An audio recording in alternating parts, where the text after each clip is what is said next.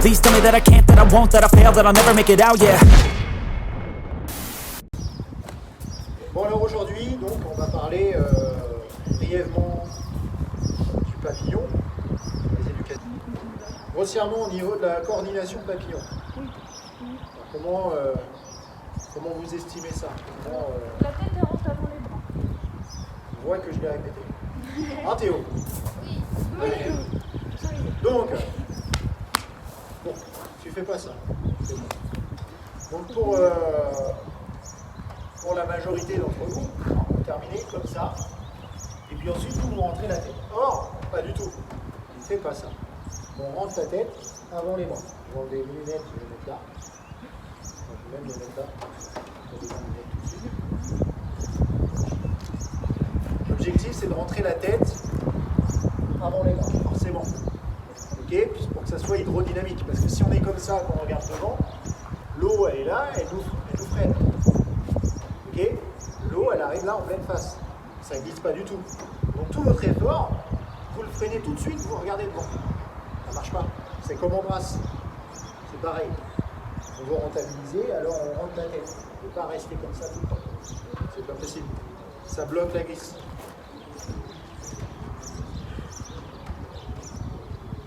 Ok Daniel. Donc, Je m'appeler comme ça. je vais appeler Daniel. Daniel, donc, le papillon en coordination, donc on sait qu'il y a 2 fois les jambes, en gros, 1 fois les bras. Maintenant, la nage peut varier en fonction du sprint. Si c'est du sprint ou pas, pardon. Si c'est là, j'aime bien parce qu'il n'y a personne qui regarde. Vous regardez tous la bagnole qui est là. Ou les ballots qui passent. C'est même chiant.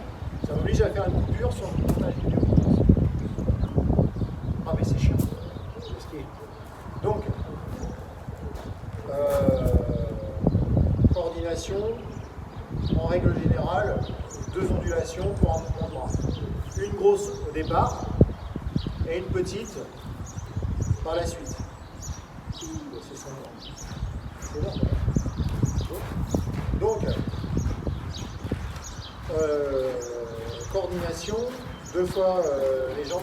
On reprend de 0. Donc le papillon, on rappelle ce qu'on a dit juste avant. Voilà. Donc, 2 ondulations pour un mouvement de bras, pour le papillon. La tête rentre avant les bras après la respiration. Okay. Sur les ondulations, on a donc une grosse ondulation au départ et une plus petite après, quand on allonge. Okay, pour donner un rythme, pour bien remplacer son bassin et surtout les orteils. Okay, pour qu'on puisse faire en sorte que le corps ondule bien. Alors en papillon, il va y avoir des nageurs de force, même sur des gens qui sont coordonnés, il va y avoir des nageurs de force, parce qu'ils n'ont pas l'amplitude nécessaire, ils n'ont pas tout ce qu'il faut en termes de souplesse pour maîtriser ça, pour faire autre chose que de force.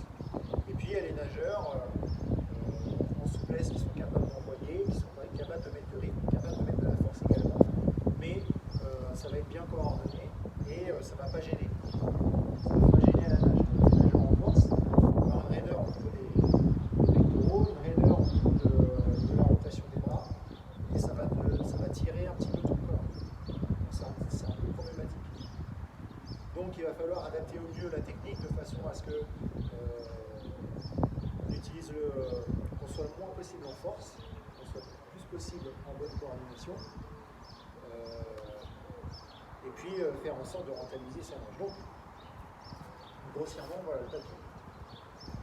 À quel moment on place la grosse ondulation? Je viens de dire juste ça. Au début. Grosse ondulation, ça veut dire plus lent. Okay, c'est tout le corps vraiment qui ondule avec une grande amplitude. Okay, donc on est à l'envers avec la petite mèche qui ressort. Donc on est ici, okay, la tête elle est rentrée. Ce qu'on veut faire, une technique un petit peu à l'ancienne, hein, c'est de faire un champignon pour donner une accélération. Okay, on va voir un peu sur le côté. Hop. Okay, tout en restant en appui. Et ensuite, ça sont juste les bras. Un champignon, on donne une accélération. Les paumes de main vont bien à l'arrière, jusqu'aux cuisses. Ok. Si on s'arrête là, le bras il va tordre, on va le croiser, ça va pas être joli. Le bras, ça ne ressemble à rien, on pourra pas onduler, ça va bouger vite. Par contre, si on vient pousser jusqu'au bout, là, on va pouvoir emmener les bras tendus. Donc là, j'insiste là-dessus parce que chacun de vous, presque, à un moment, vous êtes retrouvé avec les bras pliés, avec un bras plié. Notamment les filles, qui avaient en plus un peu de mobilité dans le coude. Eh bien, là, l'objectif, vous, c'est d'avoir les paumes carrément au-dessus. Vous vous forcez à essayer d'avoir ça. Parce que si je vous demande d'avoir juste le dessus de main orienté vers l'avant, ça ne marche pas. Vous, je suis obligé de vous demander d'avoir les paumes au-dessus pour pouvoir faire en sorte que ça passe, de par votre morphologie, votre biomécanique. Donc il faut trouver sa technique de bras de façon à ce que ça revienne bien tendu. Ok? Et que ça puisse nous lancer sur l'ondulation. Donc là, qu'est-ce qui va nous lancer sur l'ondulation? À chaque mouvement de bras, on va être lancé sur la première ondulation. Ok? Et la première, on cale bien ses orteils qui à la fin remontent, ressortent de l'eau. Ok, hop. Et là, mes bras ils sont devant, donc là j'ai une petite c'est pas vraiment une glisse, c'est un tirage devant. Ok, je viens chercher du tirage, c'est pas une glisse en soi. Ok, hop. Là je me prépare, je remonte bien mes orteils et pouf. Ok, les orteils à chaque fois à la fin. Les deux ondulations, les orteils remontent. Ok, et là, bam, après j'envoie le bassin. Ok, ça fait le bassin, hop, les orteils, bam. De pas enchaîner, ça peut poser problème. Si on veut glisser un peu plus, si on veut tirer du pigeon un peu plus, il faut que l'amplitude de la deuxième ondulation soit plus grande. Il faut prendre plus son temps quand on fait les mouvements. Dès lors on met un bon rythme comme ça, c'est compliqué d'aller glisser 3 secondes. On ne peut pas faire comme en crawl où on va vraiment tirer comme ça, on ne peut pas utiliser ce rythme-là, c'est compliqué. On ne peut pas faire ça. Si on le fait, on est obligé de modifier la nage. Et là, on part sur une ondulation. Plutôt que 2. C'est trop compliqué sinon. Dans le rythme, ça ne va pas, mais c'est compliqué. Donc là, votre objectif, c'est de bien coordonner finalement le papier. Alors là, vous allez faire un exercice pratique, vous allez vous mettre derrière le banc et vous allez faire en termes de coordination, juste avant d'aborder l'éducatif. Passer une ondulation au bon moment, ressentir le truc, faire le mouvement, le petit mouvement de champignon. Ok. Alors il n'y a pas ça. Ça n'existe pas. Ok. On va chercher loin. En rentrant les mains ici, hop. On va chercher loin, mais on est toujours en appui. C'est comme en crawl. L'appui se fait là, avec le coude comme ça. On ne fait pas comme ça. Ok. Que ce soit en dehors de l'eau ou dans l'eau. Alors là, est-ce que tu penses sérieusement, Olivia, que tu vas avancer en faisant ça? Tu as été très bien et oui. Donc, c'est pas ça. Hein, on veut appuyer. On va appuyer dans l'eau. On imagine l'eau qui est en dessous de nos mains. Ok? Imaginez l'eau qui est en dessous de nos mains. Les mains.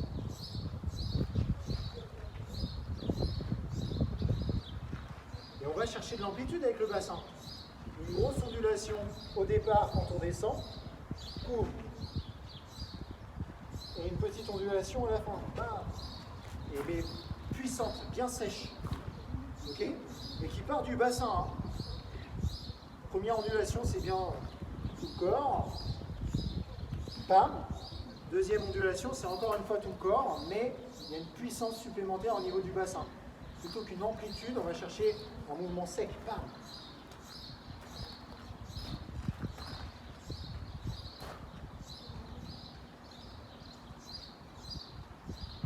les ondulations, ça part pas de là, hein. Ça part pas des genoux. Jamais. Les ondulations, elles partent de là et de là. Là, il y a la vraie impulsion. Ici, le corps commence à onduler, boum, et là, ça suit. On fait un transfert d'énergie. Ok, le corps, il fait ça, puis bam. Bon, on est là.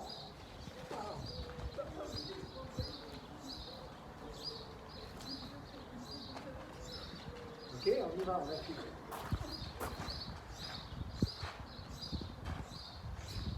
Rentrez la tête, hein. Pour vous permettre d'onduler, il faut aussi rentrer la tête. Il n'y a pas que la respiration qui va vous permettre d'onduler, il y a aussi le fait de rentrer la tête, ça vous permet de fuser mieux, de mieux glisser. Lever la tête, ça va vous demander de la force, de l'énergie. Ça va consommer de l'énergie et en plus ça va faire de la résistance à l'eau. Plus vous allez lever la tête, plus ça va vous demander de force, de puissance, et moins ça va marcher. Plus vous allez fatiguer, moins vous allez aller vite. Ça ne va pas marcher. Et en plus, plus vous allez vous lever, Liam, plus vous allez lever la tête, plus vous allez vous lever au plus parce que vous allez être mort. Ça va vous demander trop d'énergie au niveau du bassin, au niveau des jambes, vous allez vous lever. Si vous êtes debout, forcément, vous n'allez pas avancer. Plus on est allongé, mieux c'est en natation. N'est-ce pas?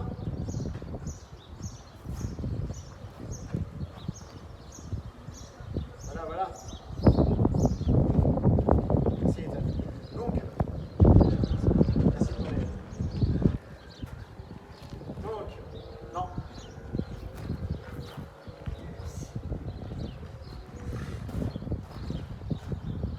Et là, c'est un champignon. Faites-le ce champignon là. Lui, Liam, il est comme ça. C'est à moitié un ninja, moitié danseuse, moitié nageur. Voilà, c'est ça. Non, on se retrouve jamais comme ça. C'est pas du magnétisme. Hein. On est là. Champignon. Toujours en regardant les paumes de main face à l'eau. Ah non, j'ai dit on fait pas ça.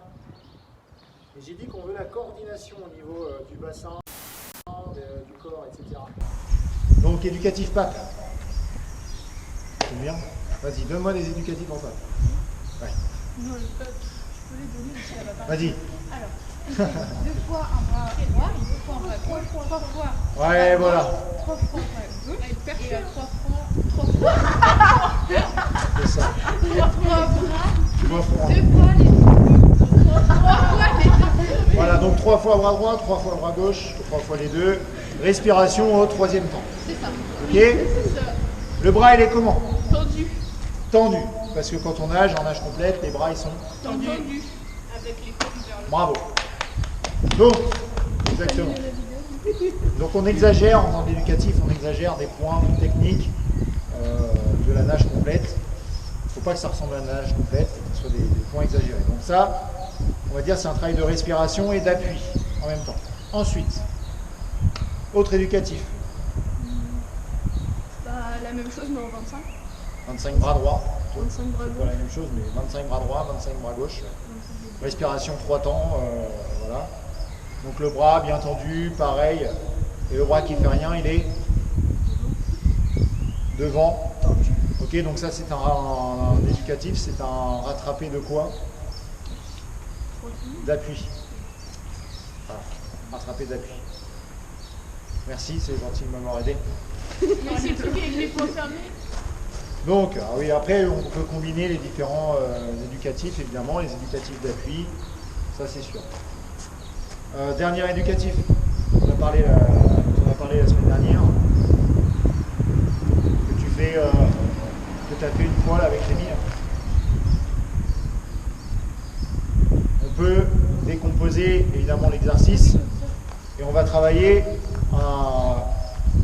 juste sur l'appui. Donc on va être ici, on va pousser jusqu'au bout, on va laisser sortir le bras ici et il va revenir et il va repartir par en dessous, par rime. Ça, il revient par en dessous. Ok? Tu l'as jamais fait. Donc, On est là, on appuie, et on va voir le champignon évidemment, hein, parce qu'on sait que c'est comme ça que on avait tendance à enseigner avant. Moi je pense que c'est plutôt pas mal pour avoir plus de sensations. Mais après quand on est en sprint, on va faire comme en crawl en fait. En sprint c'est tout droit, ça va plus vite. Voilà. Si ça passe en force, ça passe en force. Après on adapte un petit peu la technique suivant la distance. De même qu'on peut décomposer aussi sur la partie haute, sur la partie du retour aérien. D'accord, on est là. Et l'objectif, ça va être de travailler le retour. Hop, on revient en arrière et hop. Ok. Sur 25 bras droit, 25 bras gauche. Tout ça, tout ça.